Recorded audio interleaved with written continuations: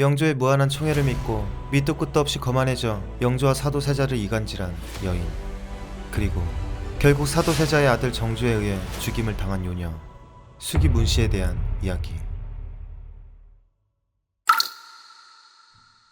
조선 제21대왕 영조. 그는 오로지 백성을 생각하는 임금이었지만 아버지로서는 그리 좋은 인물이 아니라고 기억됩니다. 무척이나 편애가 심하여 좋아하는 이에겐 한없이 퍼주지만 조금이라도 마음에 안 들면 무조건적인 비난을 쏟아댔죠. 그래도 여자 관계에 있어서 한 번 사랑한 여인에겐 엄청난 애정을 쏟았습니다. 특히 영조가 총애했던 여러 여인 중 가장 신박한 여인이 있었는데 바로 수기 문씨. 영조가 그녀를 사랑하게 된 스토리가 아주 기가 막힙니다. 사도세자가 태어나기 전 영조의 맏아들이었던 효장세자는 일찍 요절하였습니다. 그렇게 효장세자의 부인이었던 현빈 조씨는 14살이 과부가 되었죠. 그리고 세월이 흘러 그녀가 37세가 되던 해 지병으로 생명을 잃게 됩니다. 영조는 며느리의 죽음에 한없이 슬퍼하였습니다. 며느리를 넘어 딸이라고 생각할 정도로 많이 아꼈으니 그의 슬픔은 감히 헤아릴 수 없었죠. 그렇게 영조가 친통한 마음으로 상례를 치르던 중 그 누구도 예기치 못한 상황이 펼쳐졌습니다. 며느리의 시중을 들었던 한 어린 궁녀가 영조의 눈에 들었는데 세상에 너무나 예뻤습니다. 바로 그녀와 잠자리를 가진 뒤 후궁으로 임명해버리죠. 그토록 아꼈던 며느리의 상중에 이런 신박한 로맨스가 펼쳐진 것이 놀라울 따름입니다. 어찌됐건 문씨는 화령옹자와 화길공주를 낳으며 즐거운 나날을 보내게 됩니다. 하지만 안타깝게도 문씨는 매우 악랄한 여인이었습니다.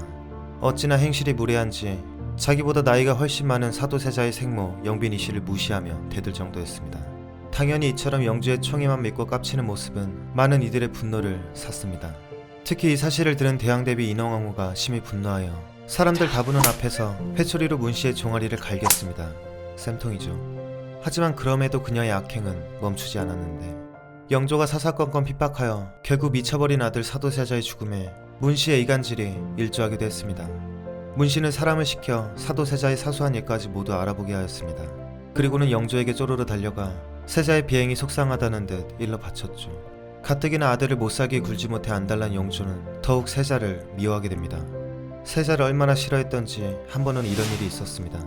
어느 날 창경궁 낙선당에 화재가 발생했는데 그날도 어김없이 영조는 이는 사도세자의 잘못이라며 쌍욕을 박아댔습니다. 옌병 뭘 한 게 있어야 억울하기도 하지. 이런 밑도 끝도 없는 아버지의 핍박에 세자의 분노는 극에 달했고 결국 자살을 시도하게 이르렀죠. 시간이 갈수록 부자관계는 더욱 악화되었으며 1762년에 세자는 영조의 명의에 의해 뒤주에 갇혀 죽는 비극을 맞게 됩니다.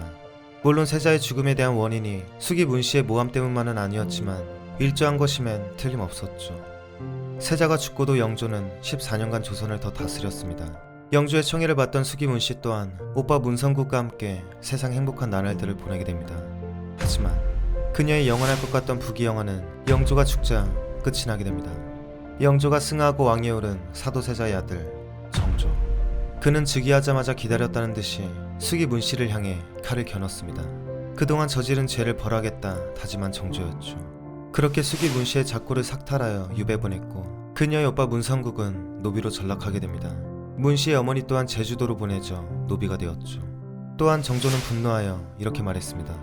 낙선당의 화재도 문성국에게서 빌미한 것이다. 이는 과거 창경궁 낙선당에 화재가 나서 영조가 밑도 끝도 없이 세자 잘못이라고 한 적이 있는데 그 화재의 원인이 문씨의 오빠 문성국 때문이라고 말한 것이었죠. 신하들 중 그 누구도 문씨의 편을 들지 않았습니다. 오히려 그녀를 빨리 죽이는 게 어떻겠냐며 상소를 올렸고 심지어는 그녀의 자식들까지 처벌하길 바랬습니다. 한편 정조는 자식들은 죄가 없다며 다시는 입에 올리지 말라 하였죠.